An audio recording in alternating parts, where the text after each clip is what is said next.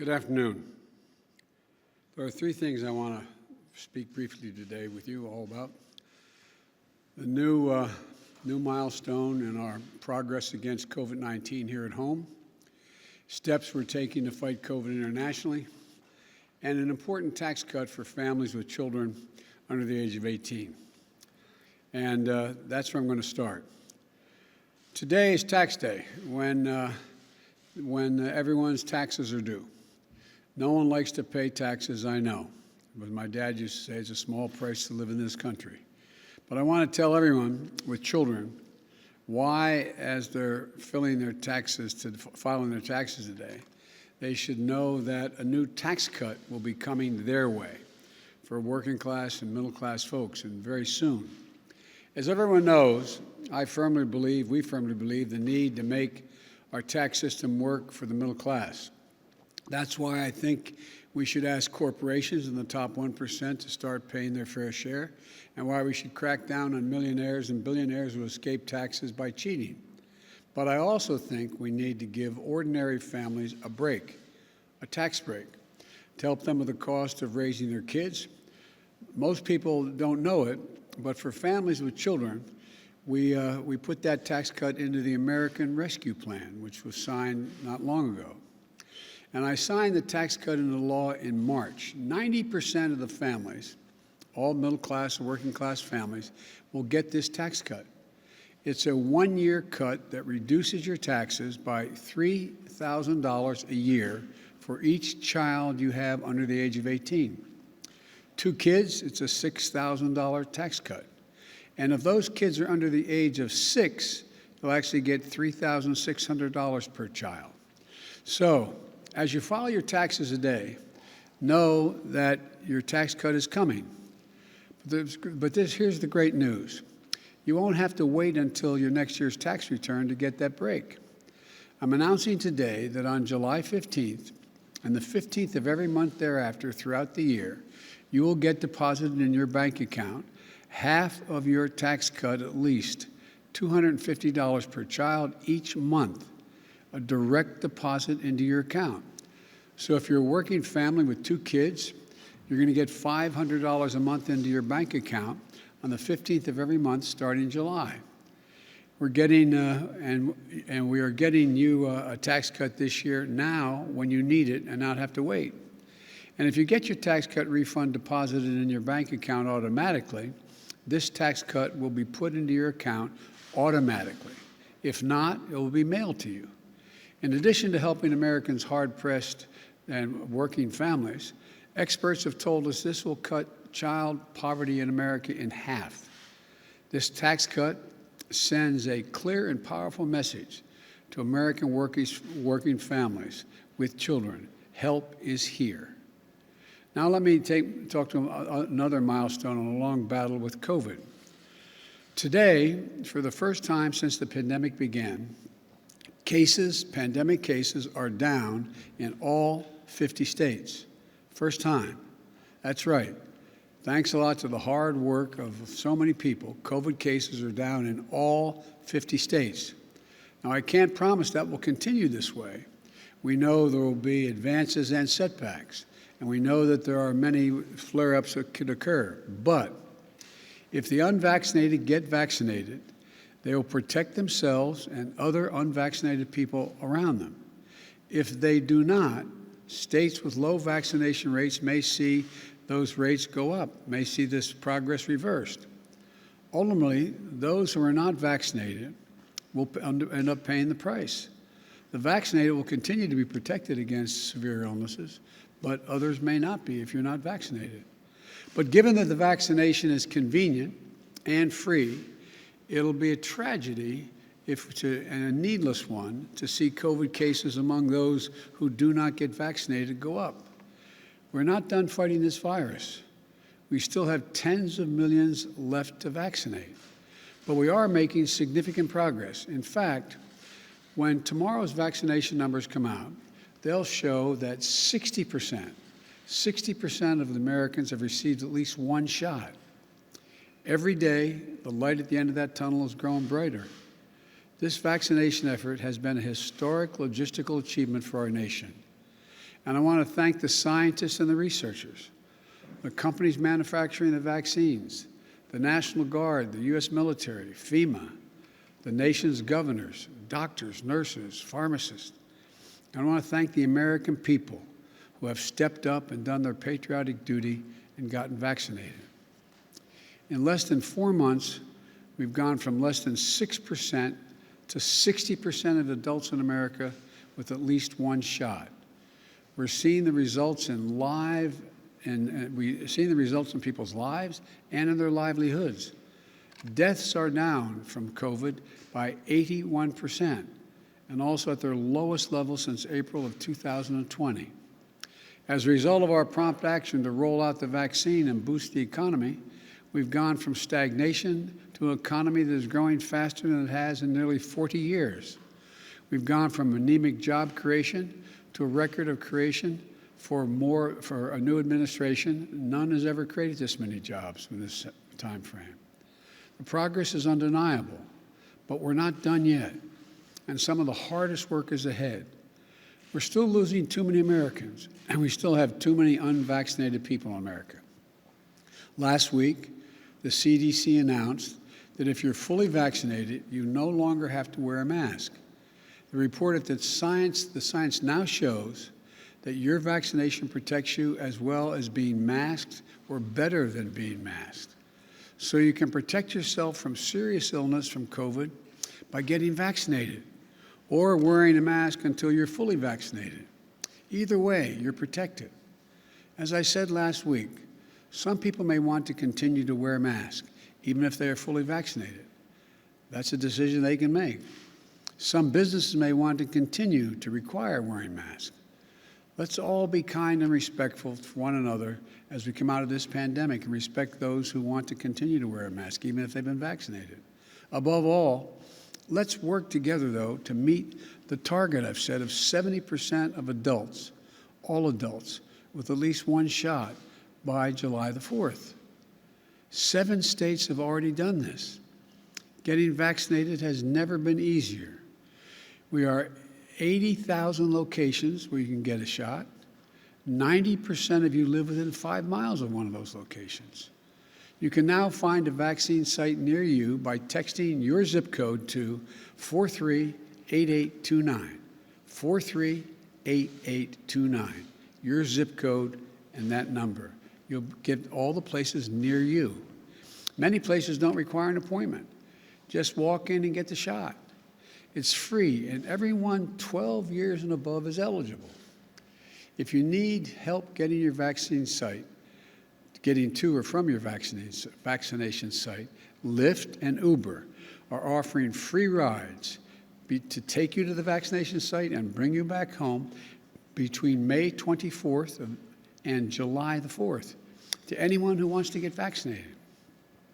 And I've called on employers to do their part as well, offering their employees paid time off to get vaccinated.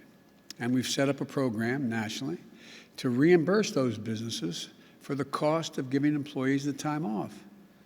Now it's time to get your shot. We have the vaccine. We've secured enough supply to vaccinate all adults and children above the age of 12.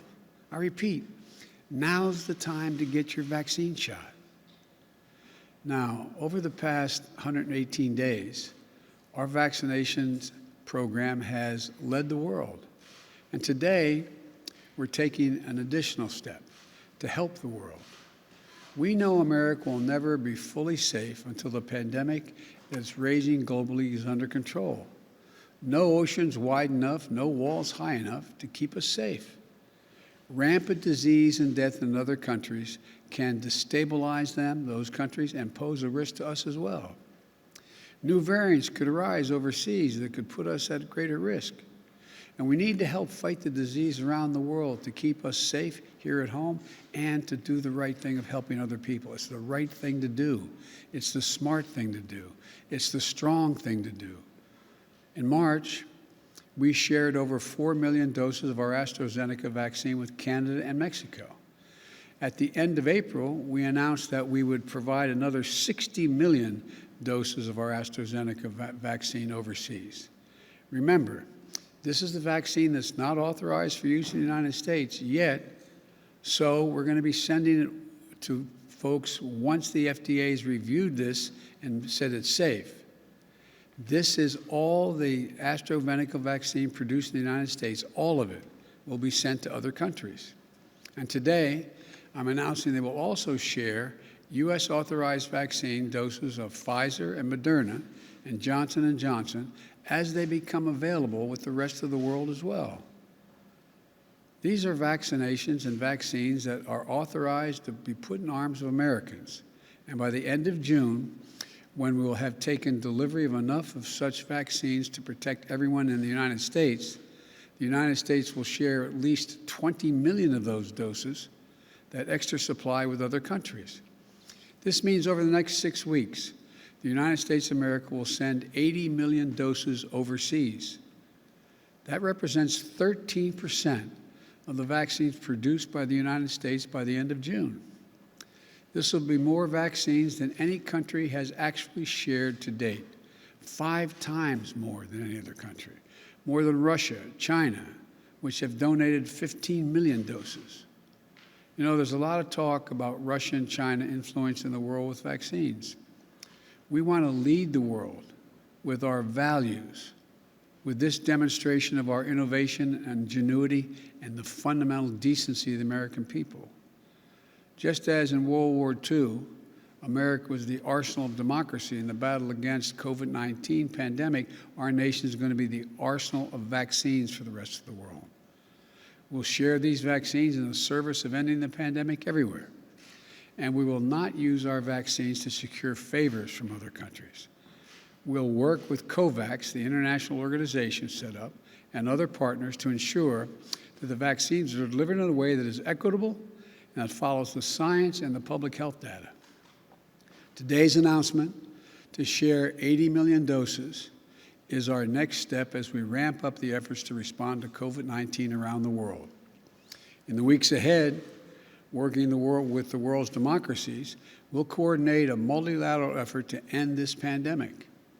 I expect to announce progress in this area at the G7 summit in the United Kingdom in June, which I plan on attending. This is a unique moment in history, and it requires American leadership. But I want to be clear. Beating this pandemic globally is beyond the capacity of any one nation, even the United States. But the United States will continue to donate our excess supply as that supply is delivered to us. But that won't be nearly enough. What we need to do is lead an entirely new effort, an effort that involves working with the pharmaceutical companies and others and partner nations to vastly increase supply, to create, most of it here in the United States, the kind of capacity that can beat this pandemic worldwide in a way that creates jobs here at home and saves lives abroad. This will take longer than our immediate work to donate from the existing supplies. And we're going to be asking other nations to help shoulder the economic cost of this effort. But the consequences will be more lasting and more dramatic. Doing this will help us beat the pandemic and leave us with a manufacturing capacity here to prepare for the next crisis, the next vaccine needed. I'm putting Jeff Zients, who is leading our COVID team and the COVID efforts to beat the virus here in the United States, in charge of this effort. Jeff will be working with our National Security Council and a talented, dedicated team that has been stood up all across our government. It'll include Gail Smith at the State Department leading in diplomacy and experts from our Agency of International Development and the Department of Health and Human Services as well. We're going to bring the same whole-of-government response to the global effort that made us so successful here at home.